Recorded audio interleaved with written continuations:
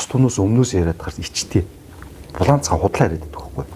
Энэ хүн одоо ярихгүй 46 жил салбартай ажилласан. Энэ хүн Баруун чулуун багштай би өмнө өөр усны төсөлтөд хамт ажиллаж байсан.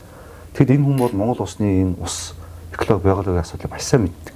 Мэдээж бид нар энэ салбартай ажиллаж байгаа. Би өөрөө энэ дэвтгцээ энэ салбарт 18 дахь жилдээ ажиллаж байна. Би үргэлж энэ салбартай ажилласан хүмүүсийнхаа Ахмад багш нараа үргэлж сонсдог. Бид бол тэгээд яг үндэ судалгаа тооцоо бүх юм дээр ажилладаг хүмүүс. Хизээч сэтгэл хөдлөлөөр ус төржүүлж бүх асуудлуудыг хэрэгсэхгүй гэж ярьдаг. Мягны сорилтын сан, Улаанбаатар хотод шинэ цэвэрлэх байгууламж, шинэ унтны усны их усүр бёр дээр одоо ашиглалтанд орох их усүр байж байгаа. Дангаар энэ Улаанбаатар хотын 60% хангана штэ цэвэр усны. Энэ судалгаа тооцоо өнөөдөр надад бүгд болж байгаа. Би энэ эрдэмтэн бүх хүмүүстэй зөвлөж байгаа олон улсын байгууллагуудын судалгаа хийж байна. Бид нар дандаа судалгаа бичиг баримтнаар үндэслэж юм ярьдаг. Би бол инженер хүн. Би инженерийн салбарт олон жил ажилласан. Би анх туслан машин засварчнаас эхэлж ажиллаж байсан.